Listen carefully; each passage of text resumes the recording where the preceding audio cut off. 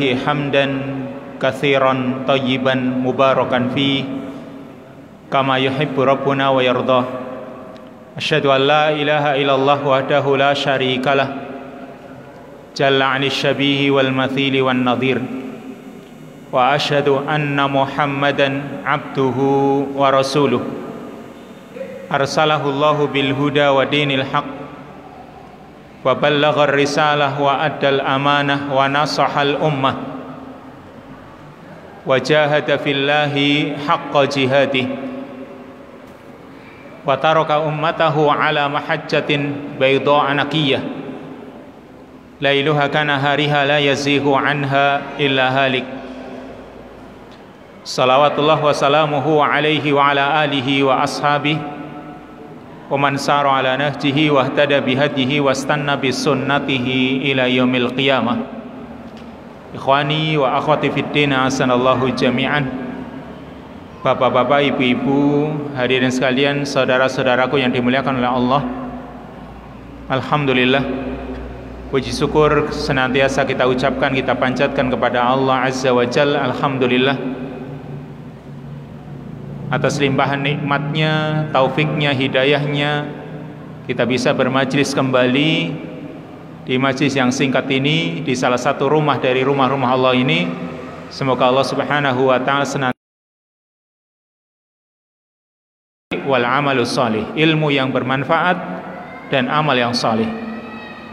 Pada kesempatan yang baik ini, insyaallah kita kaji tentang salah satu kaidah atau juga termasuk sunnatullah, yaitu setiap penyakit pasti ada obatnya. Berangkat dari sabda Nabi SAW dalam hadis riwayat Bukhari di dalam kitab sahihnya, Nabi SAW bersabda, ma anzalallahu da'an illa anzala shifaan. Tidaklah Allah menurunkan suatu penyakit, melainkan Allah juga telah menurunkan syifaan, obatnya atau kesembuhannya. Hadisnya Nabi ini justru lebih detail. Kalau kita katakan setiap penyakit ada obatnya, maka obat belum tentu menyembuhkan, kan? Setiap penyakit ada obatnya, tapi kan obat belum tentu menyembuhkan. Sedangkan kata Nabi, tidaklah Allah menurunkan suatu penyakit, melainkan Allah turunkan kesembuhannya. Nah, bukan cuma sekedar obatnya, tapi Allah turunkan pula kesembuhan. Tapi mengapa kita artikan setiap penyakit pasti ada obatnya? Karena pertama, biar mudah dicerna oleh kita. Kan bahasa yang mudah dicerna, setiap penyakit ada obatnya, kan mudah diterima. Dan yang kedua, karena memang di hadis yang lain Nabi SAW juga mengatakan likulli da'in dawa, setiap penyakit ada obatnya. Itu hadis Nabi yang lain, dan itu juga hadis yang sahih riwayat Imam Muslim. Maka beranjak dari hadis ini, ya, berangkat dari hadis ini, kalau kita perhatikan sekilas hadis ini, ma anzalallahu da'an illa anzala syifaan. Allah tidak menurunkan penyakit kecuali Allah juga telah menurunkan kesembuhannya, ya. Ini sangat jelas bahwasanya ucapan yang seperti ini tentu bukan ucapan manusia. Setiap penyakit pasti ada obatnya, setiap penyakit ada kesembuhannya. Ini kalau manusia biasa yang bilang, ya, yang mengatakan, mungkin banyak orang yang menentang. Itu nyatanya banyak penyakit yang nggak ada obatnya, banyak penyakit yang nggak bisa disembuhkan, kan begitu.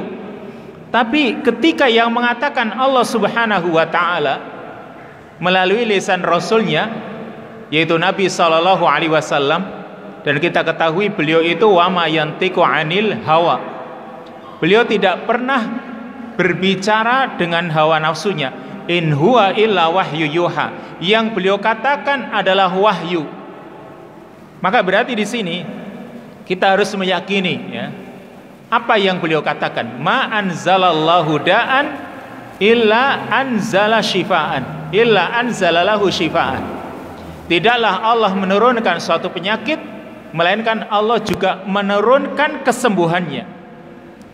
Kalimat yang seperti ini kalau kita yakini betul, insya Allah ini bisa menggambarkan adanya senyuman bagi orang yang sedang sakit.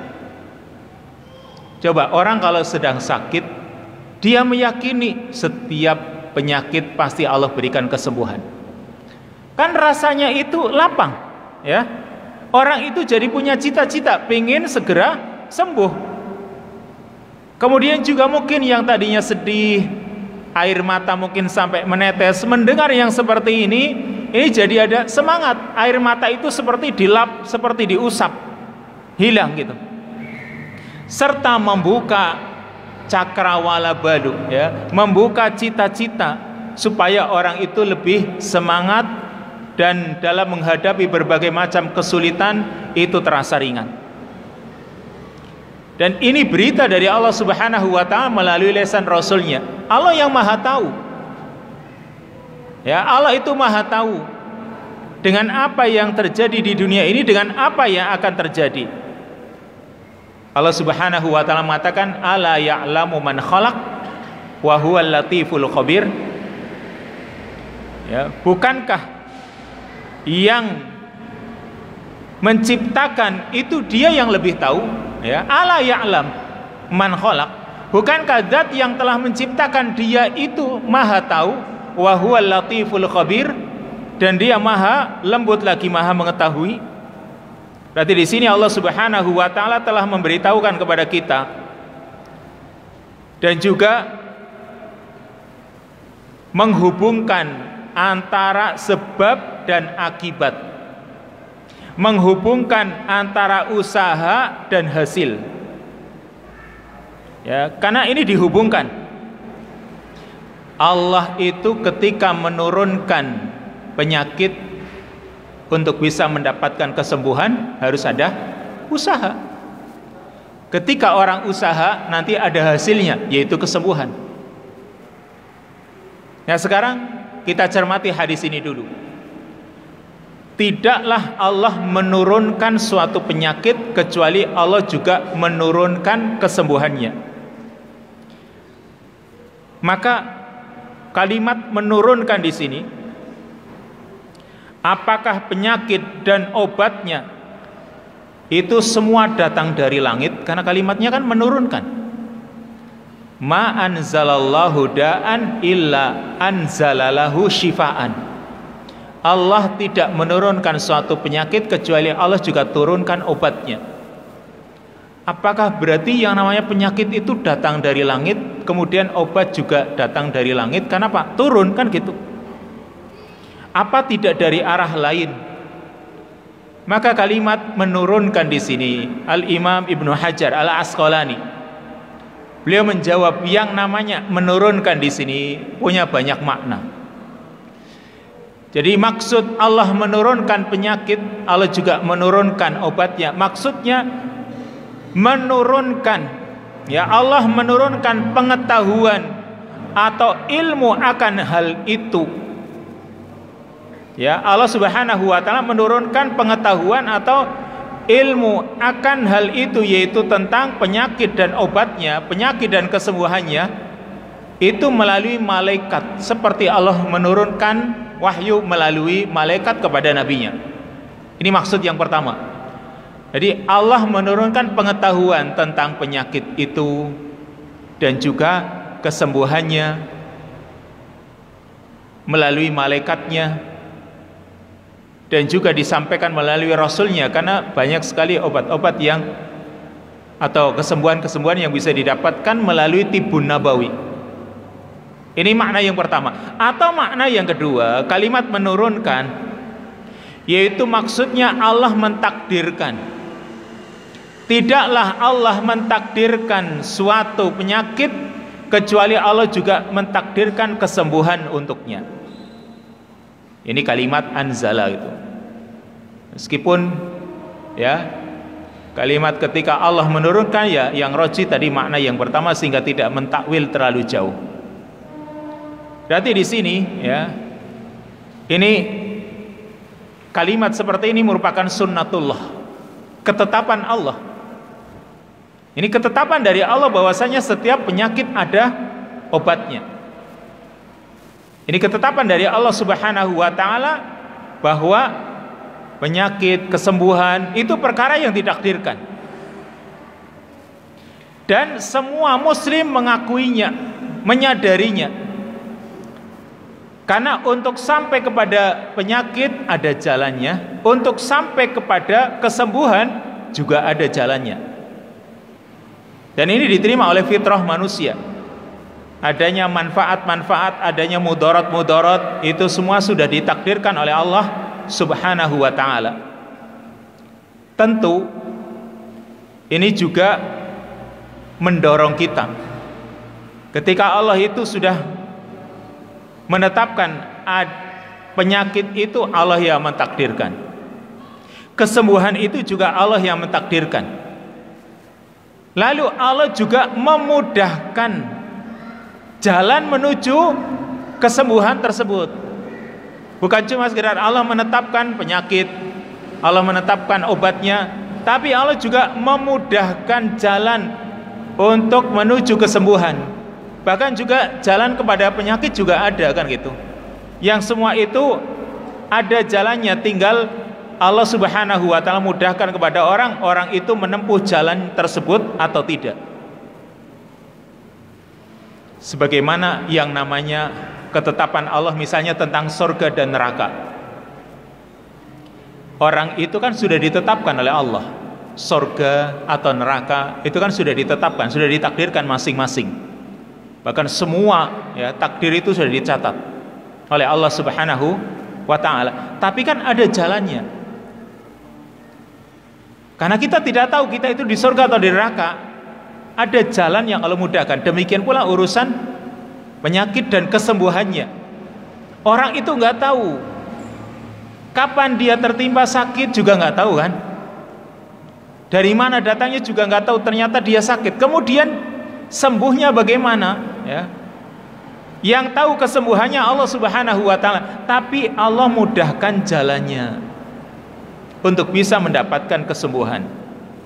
Sama tadi seperti surga neraka, manusia itu sudah ditakdirkan. Tinggal kita itu mau menempuh enggak. Yang kita tempuh tentunya jalan menuju surga. Tapi memang jalan menuju surga itu, kata Nabi, diliputi oleh sesuatu yang tidak mengenakkan. Jalan yang menuju surga itu dihias-hiasi dengan sesuatu yang tidak disukai oleh manusia. Kata Nabi SAW, huffatil jannatu bil makarih wa huffatin nar bisyahawat. Kalau jalan menuju surga itu rasanya tidak enak. Coba sekarang menuntut ilmu. Man salaka tariqan yaltamisu fihi ilman sahhalallahu lahu bihi tariqan ilal jannah. Barang siapa yang menempuh jalan menuntut ilmu, Allah mudahkan jalan menuju surga. Tapi jalan menuntut ilmu kan berat. Kadang kalau lagi capek, malas banget. Kemudian ya, harus benar-benar dia fokus, karena kalau nggak fokus itu bubar, nggak dapat sama sekali. Ya itulah, banyak jalan-jalan menuju surga, tetapi diliputi dengan sesuatu yang tidak nyaman, sesuatu yang tidak mengenakkan. Sekarang sama, kesembuhan juga seperti itu. Ada jalannya. Dan yang namanya kesembuhan itu kadang seringnya jalannya juga tidak enak. Coba sekarang, kita itu ketika sakit kan pengen cepat sembuh, tapi ketika suruh minum obat, meskipun obatnya itu barangkali orang makan itu enak, tapi rasanya juga nggak enak kan gitu ya. Orang sakit ketika suruh makan obat, minum obat, itu nggak enak. Meskipun obatnya itu barangkali ini obat yang sudah dibuat seenak mungkin, tetap saja nggak enak. Karena apa? Menuju kepada kesembuhan. Maka dari hadis ini ya, ini hadis yaitu ma anzalallahu da'an illa wa anzalalahu syifa ya. Ini menunjukkan bahwasanya semua penyakit baik yang batin, ya, yang tidak nampak atau yang zahir, itu semua ada obatnya yang bisa menghadapi penyakit tersebut. Ya, yang obat ini, kesembuhan ini, ya, obat ini bisa menolak sesuatu penyakit yang belum terjadi dan juga bisa menghilangkan penyakit yang sudah terjadi, baik menghilangkannya secara keseluruhan atau mungkin memperingan. Yang penting itu ada obatnya. Sehingga dari kaidah ini, ya, kita akan mengambil banyak kesimpulan. Kesimpulan yang pertama di sini, ketika kita itu mengetahui kaidah bahwa setiap penyakit ada obatnya, atau ketika Allah menurunkan penyakit, Allah juga menurunkan kesembuhan, maka yang pertama, pelajaran yang pertama yang bisa kita ambil, bahwa kaidah ini, hadis ini mendorong kita untuk mempelajari apa? Tibbul abdan wa tibbul qulub, untuk mempelajari urusan kedokteran jasmani dan juga kedokteran urusan hati. Karena penyakit kan bukan cuma di jasmani saja, penyakit rohani itu juga ada itu. Dan kedua-duanya butuh dokter, kedua-duanya butuh orang yang bisa melakukan terapi. Penyakit jasmani ada terapi, ya, ada kedokteran yang mempelajarinya, karena penyakit itu macam-macam kan gitu. Berarti kalau kita mengetahui tadi kaidah setiap penyakit ada obatnya, oh kalau begitu penyakit apapun yang menimpa jasmani kita, itu kita harus belajar, ya, kita harus pelajari. Oh penyakit ini obatnya ini, penyakit ini obatnya ini, dan ini penyakit jasmani. Maka bukan cuma penyakit jasmani, penyakit hati atau penyakit rohani, dan justru ini lebih harus diperhatikan. Kenapa? Kalau penyakit jasmani orang mungkin bisa menyadari, tapi penyakit rohani banyak orang yang tidak menyadarinya. Ya, banyak orang yang tidak menyadari kalau dirinya, hatinya itu sedang sakit. Berarti butuh dokter, ya, atau butuh orang yang melakukan terapi untuk orang yang hatinya sedang sakit atau rohaninya sedang sakit. Maka dari itu ada perkara-perkara, usaha-usaha yang sifatnya manfaat, yang kadang-kadang secara mujmal, secara global atau terperinci, sehingga syariat memberitahukan kepada kita semua penyakit ada obatnya, tetapi orang itu harus mempelajarinya, kemudian dia berusaha mengamalkannya atau menerapkannya. Kadang sebagian orang mengira bahwasanya, ada sebagian orang, ya, yang mengira ada penyakit-penyakit yang katanya nggak bisa disembuhkan. Misalnya penyakit lumpuh. Ini misal penyakit jasmani, ya. Penyakit lumpuh itu nggak ada obatnya. Tapi ternyata setelah ilmu kedokteran ini berkembang dan berkembang, alhamdulillah banyak orang yang ternyata bisa disembuhkan. Kenapa? Ilmu ini terus berkembang. Jadi andai kata misalnya ada penyakit misalnya AIDS, ya, HIV virusnya, ya, itu kan nggak bisa ditemukan obatnya apa gitu. Tapi ternyata kemudian setelah ilmu ini berkembang, yaitu ini sedang membicarakan tentang masalah kedokteran urusan jasmani, ya, ternyata lama-kelamaan juga bisa ditemukan obatnya, sehingga manusia mengetahui, oh ternyata hadisnya Nabi ini benar, apa yang dikatakan oleh Nabi ini benar, bahwasanya memang setiap penyakit itu ada obatnya, cuma mungkin kadang belum ketemu gitu. Termasuk tadi penyakit lumpuh, ya, atau dalam bahasa Arab asyalal, ya, sil. Dulu mungkin bingung obatnya apa. Ternyata setelah dipelajari, berkembang ilmu, lama-lama ditemukan juga. Karena ini hadis Nabi SAW ini bisa diakui kebenarannya. Jadi kita itu harus menyadari tentang hal ini. Apa yang dikatakan oleh Nabi itu benar. Cuma sekalipun Nabi mengatakan bahwa setiap penyakit ada obatnya, setiap Allah turunkan penyakit, Allah berikan kesembuhan, tapi Nabi juga memberitahukan bahwa ada yang tidak ada obatnya ini. Jadi ini kan Nabi berbicara secara umum.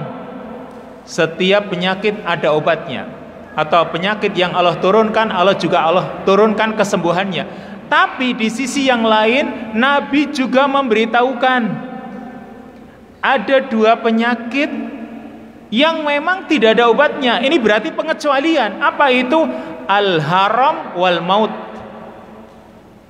yaitu tua dan kematian.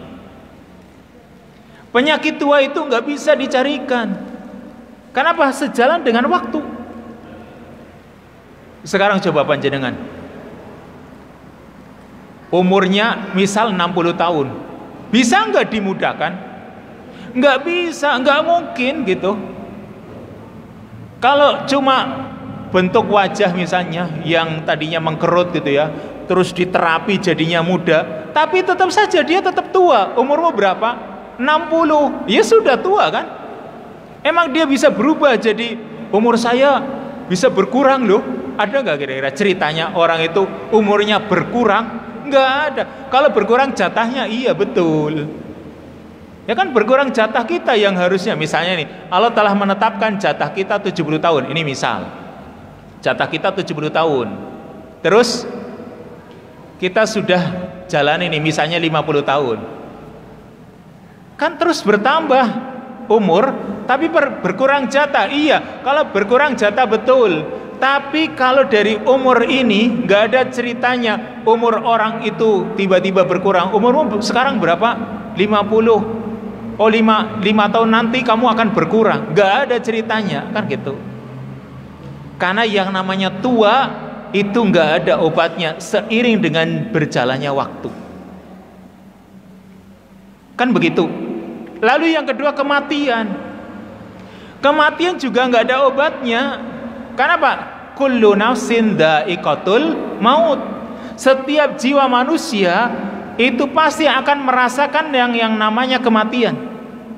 Sehingga dengan tidak adanya obat dua hal ini, yaitu masa tua atau tua dan yang kedua kematian, memang ada hikmahnya, yaitu supaya kita itu mengambil ibrah, supaya manusia itu sadar kalau dirinya itu bakal pergi meninggalkan dunia ini.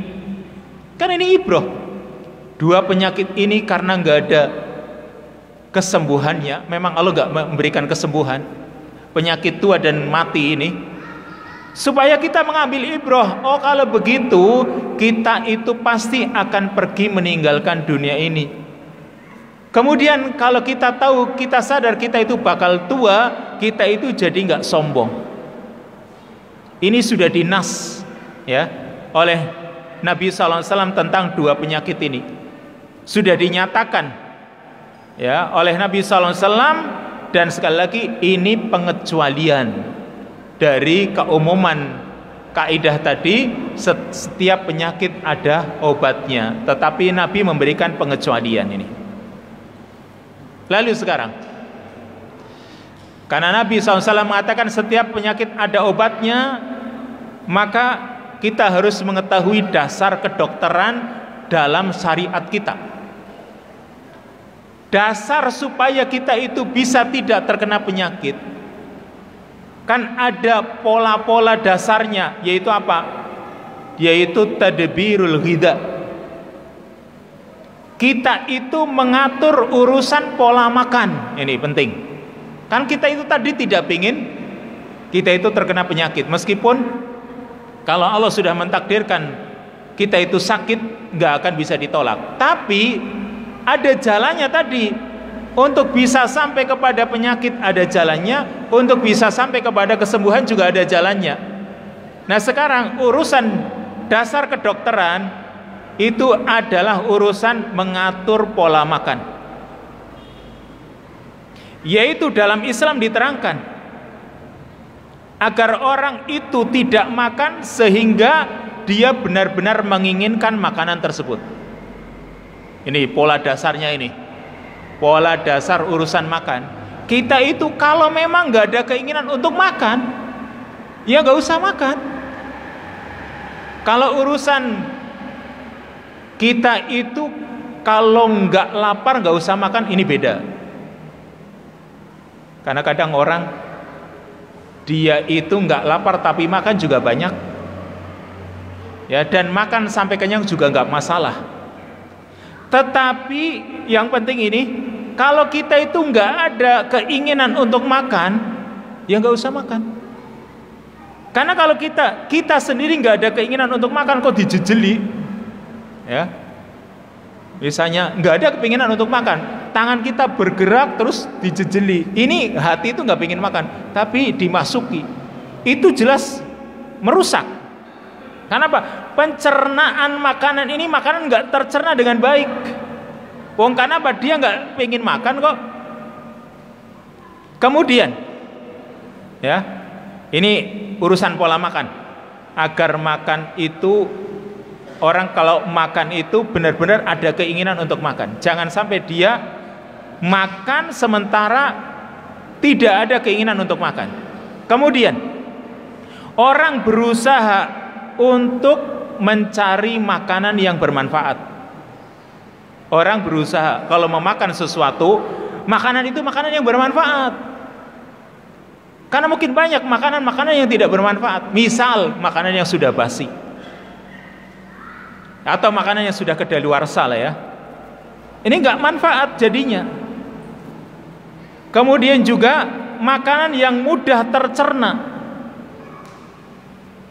Yang ini tentunya juga yang namanya makanan tadi bermanfaat itu sesuai dengan keadaan daerah masing-masing atau keadaan orangnya, kan gitu, masing-masing beda. Kemudian juga jangan sampai makanan itu sampai penuh dan tidak bisa diolah di dalam tubuh kita. Susah mengolahnya, ini berbahaya.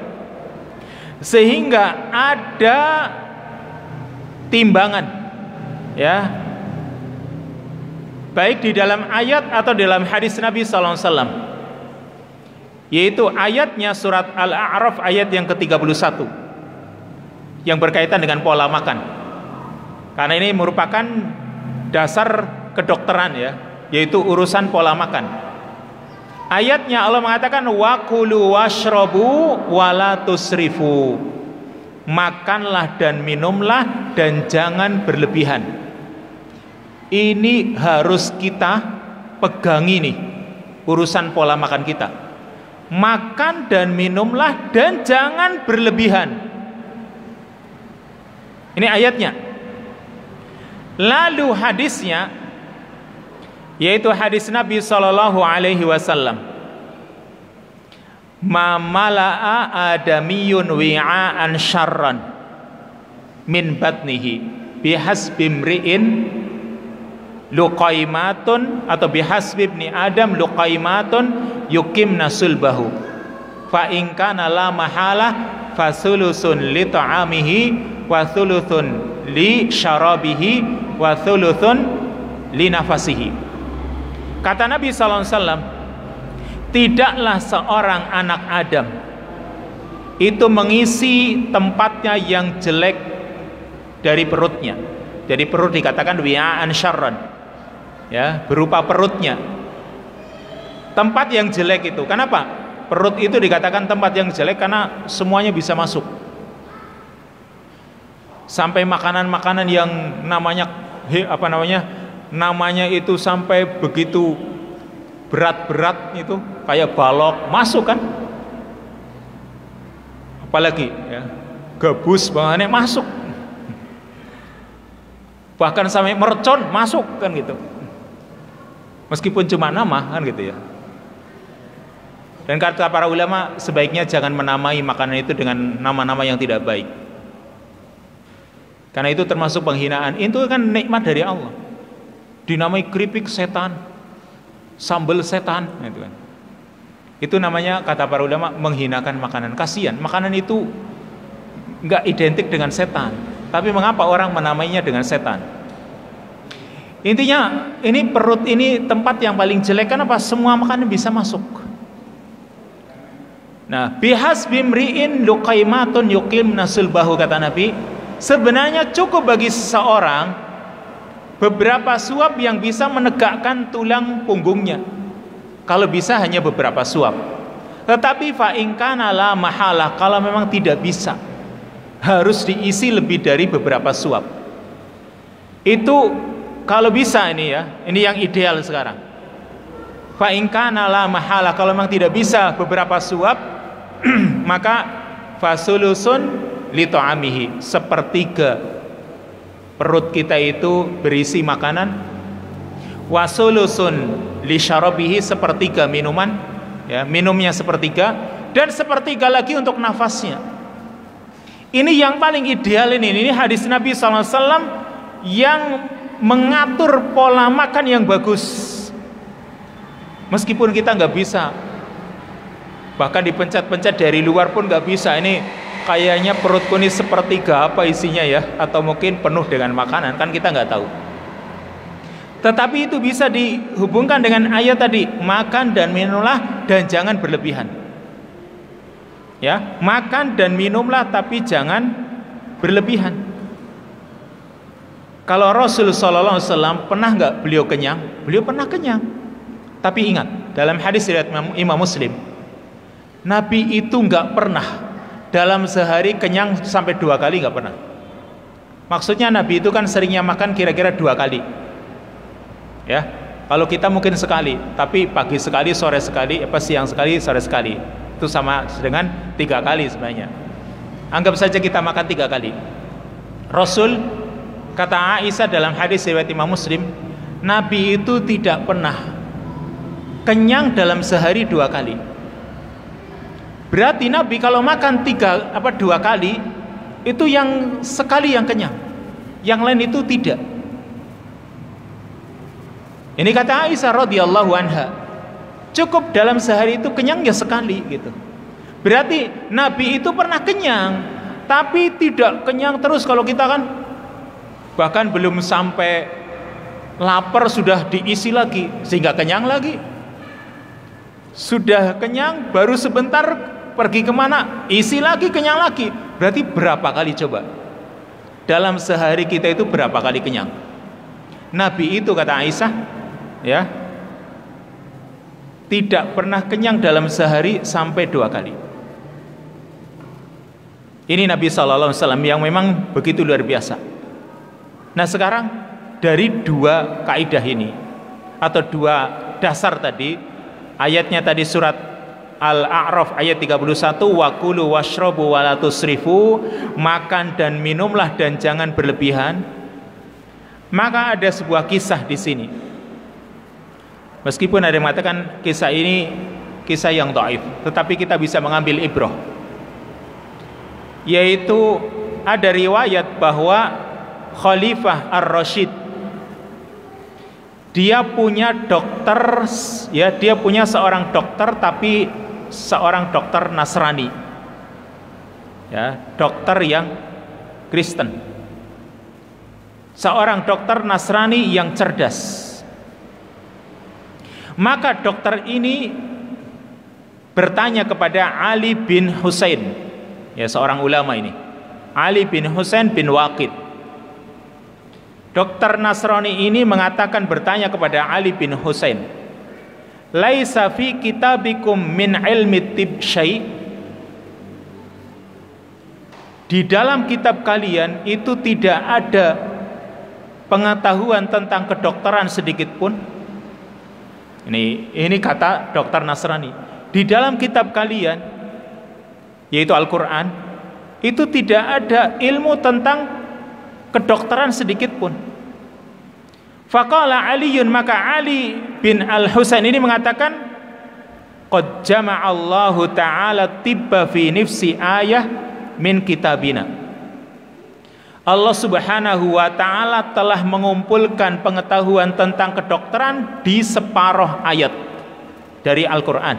Cukup di separuh ayat. Lalu dokter Nasrani ini bilang, mahia, apa ayatnya? Qala, maka Ali bin Husain ini menjawab, yaitu qauluhu ta'ala, firman Allah Ta'ala, wa kulu washrabu wa la tusrifu. Makanlah dan minumlah dan jangan berlebihan. Ini kedokteran ini. Ya, justru ini pondasi urusan ilmu kedokteran, karena banyak penyakit itu muncul dari pola makan. Meskipun ada yang bilang bukan pola makan, tapi pola pikir. Karena kalau pikirannya lagi stres, penyakitnya bermunculan. Ya apa enggak kira-kira? Coba jangan kalau utangnya orang sah-sah, gue penyakitnya macam-macam, mana darah tinggi, ada bludruk, apa-apa bangsane. Tapi sebenarnya pola makan itu juga penting. Makanya ini separuh ayat ini berisi dasar kedokteran ini. Wa kulu washrabu wa la tusrifu. Makanlah dan minumlah, jangan berlebihan. Lalu orang Nasrani ini atau dokter Nasrani ini bertanya lagi atau menyanggah lagi. Wala tu'assar an nabiyyikum syai'un minat tib. Kata dokter Nasrani ini, meskipun ini tadi hadis dinyatakan dhaif, tapi kalau tadi merujuk kepada hadis yang sahih, tadi Nabi menyatakan ya wi'aan syarran, dan ini sama gitu. Kan itu hadis yang sahih. Itu ma mala'a adamiyun wi'aan syarran. Tidaklah seorang anak Adam mengisi tempatnya yang paling jelek, yaitu berupa perutnya. Maka ini disinkronkan ini. Al-ma'idatu baitud da, perut itu sarang penyakit. Karena berawal dari perut, yaitu yang diisi oleh manusia. Wal himyatu ra'sud dawa, sedangkan pencegahan itu adalah ra'sud dawa, pokok obatnya. Makanya berarti kita itu berusaha mencegah di sini. Wa'awidu kulla badin ma'tada, dan biasakan setiap badan kita itu agar dia punya kebiasaan. Berarti maksudnya di sini ya, dari kalimat tadi, hendaknya orang itu berusaha melakukan pencegahan sebelum dia mengalami sakit. Kemudian juga memberikan istirahat untuk anggota tubuh kita ini. Karena ini merupakan obat yang tidak secara langsung. Itu kita itu memberikan istirahat, karena banyak penyakit-penyakit yang kadang obatnya cuma apa? Istirahat. Penyakit flu misalnya, dokter itu menyarankan sebenarnya, cuma kalau dia itu nggak ngasih obat nanti nggak dibayar kan gitu, maka kasih obat. Tapi sebenarnya istirahat yang cukup itu penting. Sebenarnya kalau dia nggak ngasih obat nggak apa-apa kan itu ya, kamu nggak kasih obat juga nggak apa-apa. Cuma dia biar bayar pakai apa? Kalau cuma sekedar kasih tahu kamu cukup istirahat sana, terus pasiennya bayar, itu kan wong cuma ngomong tok, masa nggak dibayar kan tuh. Akhirnya kasih obat lah, sehingga supaya mengambil dari harta orang tersebut dengan cara yang ma'ruf, yaitu dia ngasih obat, kan begitu. Tapi sebenarnya tadi saran dokter itu istirahat itu penting. Kenapa? Itu adalah sesuatu yang sangat bermanfaat. Ini yang namanya obat ini. Kemudian kalau misalnya orang itu harus mengkonsumsi obat tersebut, maka juga konsumsi yang sesuai dengan kadarnya. Sehingga dokter itu juga harus menerangkan, ini obat yang harus dikonsumsi sekian, ini misalnya dalam sehari berapa kali harus dijelaskan. Jadi di sini ya, kita itu berusaha untuk mencari obatnya.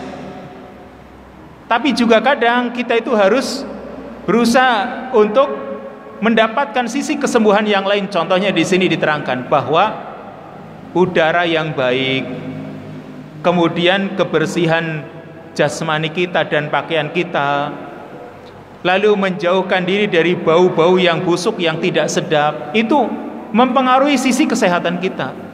Kemudian olahraga yang sederhana, olahraga yang ringan, yang kira-kira itu bisa menguatkan anggota badan kita, saraf-saraf kita, urat-urat kita, bisa menghilangkan mungkin kotoran-kotoran yang ada dalam tubuh kita. Karena kan orang ketika dia berolahraga misalnya keluar keringatnya, kemudian makanan-makanan yang ada bisa dicerna dengan baik. Ini adalah perkara-perkara yang sebenarnya bisa membantu sisi kesembuhan. Ini yang pertama ya. Ya, kesimpulan yang pertama tadi atau manfaat dari hadis tadi yang pertama, bahwa yang namanya ilmu kedokteran, baik urusan jasmani atau rohani, itu butuh untuk dipelajari. Dan ternyata Islam punya dasar-dasarnya tadi. Lalu yang kedua yaitu isbatul asbab.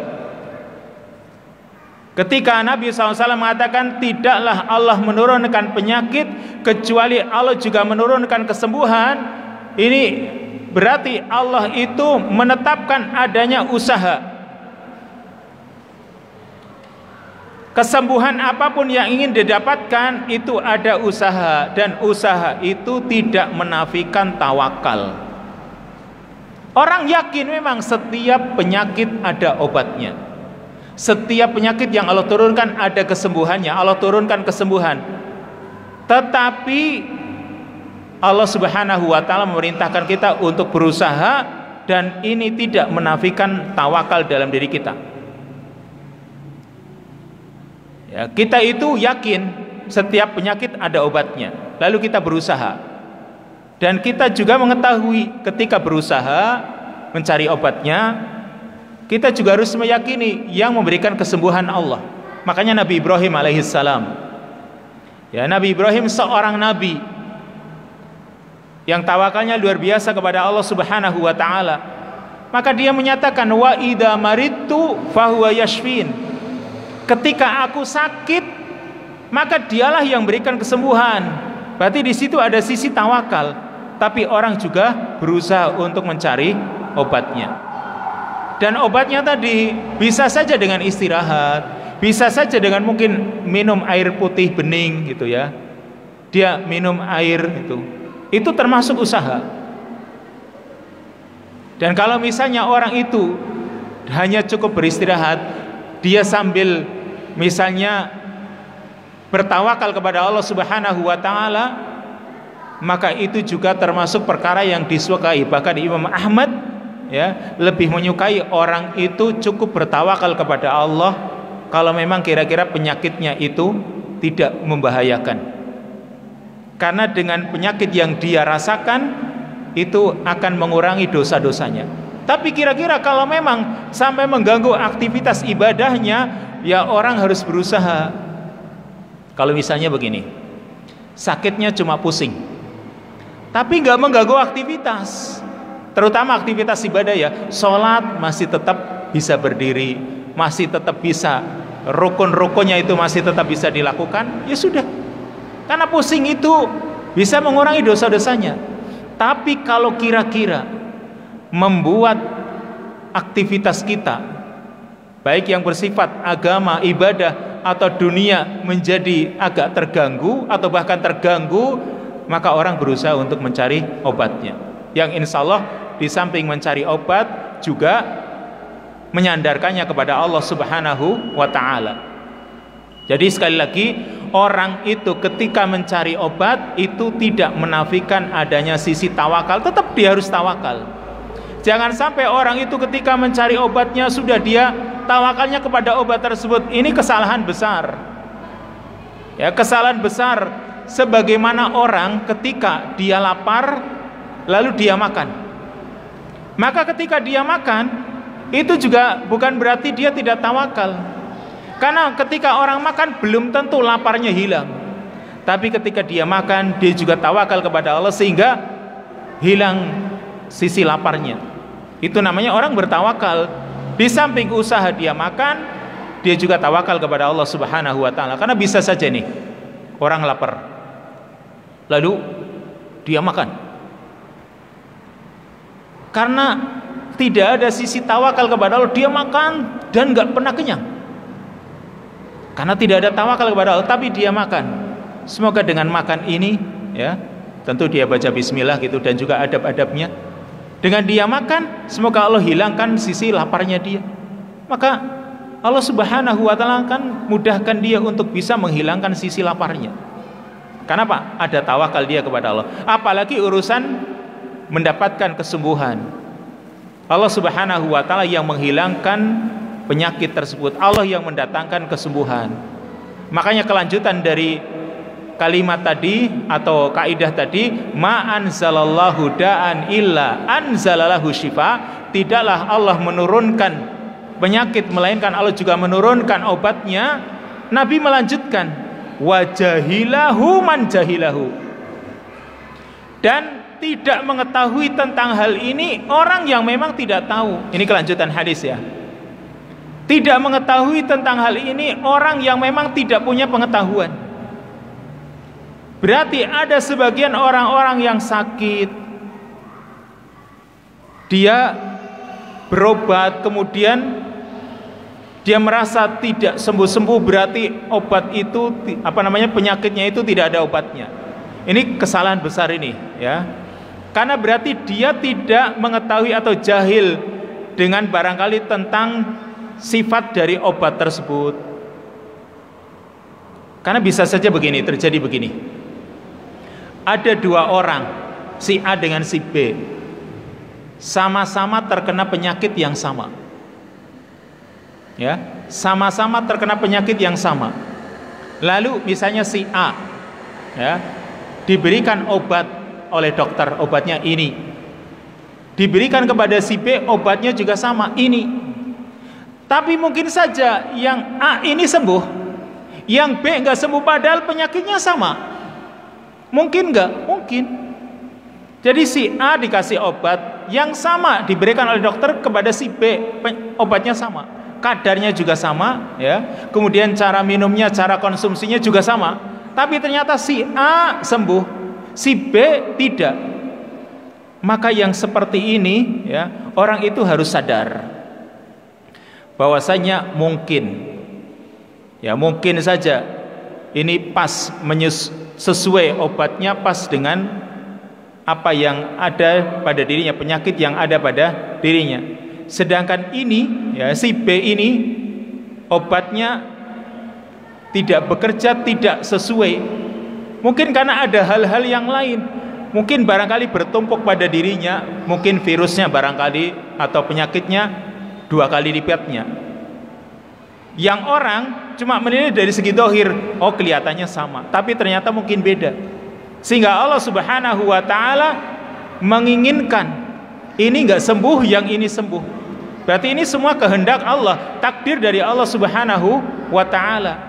Yang seperti ini kadang-kadang dokter sendiri ketika mendapati pasien yang seperti itu, dia angkat tangan, dia serahkan kepada Allah Subhanahu wa taala. Dia mengakui bahwasanya yang memberikan kesembuhan itu Allah. Dokter itu cuma sekedar memberikan obatnya, memberikan resepnya. Urusan yang menyembuhkan Allah Subhanahu wa taala. Maka ini yang harus kita sadari pula. Ini yang kedua. Yang ketiga ialah, ini juga harus kita ketahui, Nabi SAW mengatakan di hadis yang lain, innallaha lam yaj'al shifa'a ummati min haram. Atau Nabi SAW mengatakan, lam yaj'al shifa'akum fima harrama alaikum. Allah Subhanahu wa ta'ala tidak menjadikan kesembuhan untuk kalian itu dari perkara-perkara yang haram. Ini juga harus menjadi kaidah. Allah itu tidak memberikan kesembuhan untuk umatnya atau untuk umat muslim dari perkara-perkara yang haram. Harus jadi kaidah di sini ya. Kalau kita itu ingin berobat, carilah obat yang halal. Ini penting.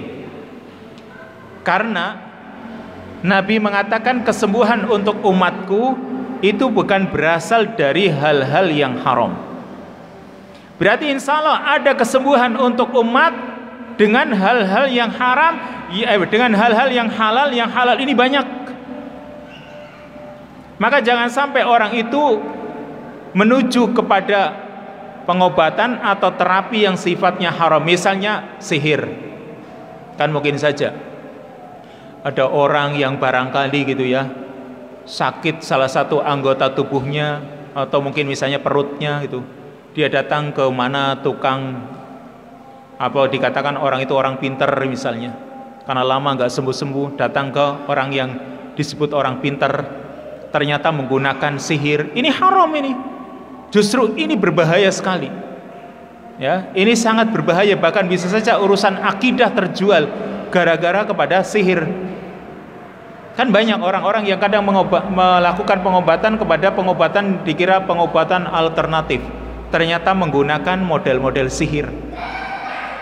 Kan bisa saja begini. Yang ciri-cirinya banyak, para ulama itu menerangkan ciri-cirinya.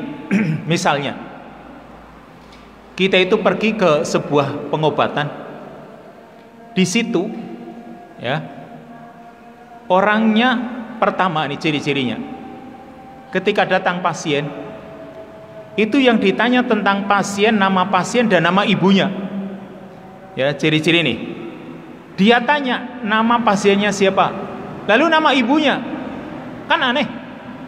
Yang ditanya kok nama saya dan ibu saya. Nah, ini ciri-ciri pertama, ini dukun ini. Atau ini model sihir. Pertama, tanya tentang nama pasien dan nama ibunya. Yang kedua, dia itu membaca mantra-mantra yang nggak jelas. Dia baca mantra komat kamit nggak jelas gitu ya. Kalau baca mantranya jelas, misalnya Bismillahi arkik min kulli syai'in yu'dik min syarri kulli nafsin aw 'ainin hasidin Allahu yashfik Bismillahi arkik, ada hadisnya. Allahumma rabban nasi adhibil ba'sa washfi anta syafi la shifaa illa shifauka shifaan la yughadiru saqama, ada dasarnya, hadis Nabi. Tapi kalau sudah yang dibaca grodal gradul grondal grandul barangkali kan ya, orang genah dan sebagainya, oh ini bahaya ini. Berarti ini ciri-ciri dukun. Yang ketiga, kalau dukun ini atau sihir, tukang sihir ini meminta salah satu pakaian yang dipakai oleh pasien. Jangan kaosnya misalnya, sapu tangannya, topinya, minta salah satu pakaian yang dipakai oleh pasien. Mungkin barangkali kita itu bawa anak untuk dipijet, tapi mintanya jelengeneh kedrune kan gitu ya. Coba sini sapu tangannya, coba sini kaos kakinya. Wah, ini ciri-ciri nih. Lalu yang keempat, memberikan tulisan-tulisan yang nggak jelas. Tulisan-tulisan yang nggak bisa dibaca, apalagi maksudnya. Dibaca saja nggak bisa, karena apa? Huruf ngain ditumpuk-tumpuk, dijejer-jejer, tambah huruf qaf atas bawah, ya. Kemudian ini nanti taruh di pojok rumah, taruh di bawah bantal, ini ditaruh di kamar mandi, di bak mandi, macam-macam ini. Atau yang disebut rajah atau yang lain. Berarti ini ciri-ciri dukun. Atau minta disembelihkan hewan tertentu, ben sembuh ya, biar cepat sembuh, maka sembelihkan ayam. Ayam kayak apa? Sing hitam, ayam cemani ya, minta disembelihkan hewan, nanti bawa ke sini nggak apa-apa. Atau mungkin disembelih nanti darahnya cipratkan pada orang yang sakit tersebut. Nah, ini ciri-ciri ini dukun. Serta masih banyak yang lain. Apalagi dia tahu tentang perkara gaib, atau mungkin penyakitnya dikirim kemana gitu. Ini penyakitnya sudah dikirim. Wah, ini model-model yang nggak beres. Berarti kita tinggalkan. Karena kesembuhan itu untuk umatnya Nabi SAW itu bukan dari hal-hal yang haram. Ini sihir ini. Atau sekarang yang jelas haram, misalnya khamr. Kalau itu khamr, maka jangan kita konsumsi. Atau misalnya daging anjing misalnya, kan mungkin saja ada. Atau mungkin minyak ular, atau mungkin ini dan itu. Kalau memang itu jelas haram, maka tinggalkan. Ada kesembuhan, tapi kesembuhan jangan melalui cara yang haram. Atau mungkin barangkali dengan alat-alat musik, kan mungkin orang yang stres atau dengan alat-alat musik. Ya, maka ini juga perkara yang harus ditinggalkan, karena kadang urusan kedokteran jiwa kadang menggunakan cara-cara yang haram, itu juga harus kita tinggalkan. Ini ya kaidah bahwasanya Allah Subhanahu wa taala tidak pernah menjadikan kesembuhan untuk umatnya Nabi Muhammad SAW dalam perkara-perkara yang diharamkan. Maka yang namanya terapi atau melakukan perawatan itu penting. Bahkan profesi perawat itu harus ada, tapi dengan syarat yang namanya perawat itu harus mengetahui hukum-hukum syariat. Ya, dia harus tahu hukum-hukum syariat, sehingga urusan halal haram, kemudian juga urusan-urusan yang lain, jangan sampai orang yang sakit itu meninggalkan ibadah, itu juga penting. Itu harus berusaha dimiliki oleh para perawat, para dokter juga demikian, atau tenaga-tenaga medis juga demikian, yang insya Allah kita harus yakin setiap penyakit itu Allah berikan obatnya, atau Allah berikan Subhanakallahumma wa bihamdika asyhadu an la ilaha illa anta astaghfiruka wa atubu ilaik. Wassalamualaikum warahmatullahi wabarakatuh.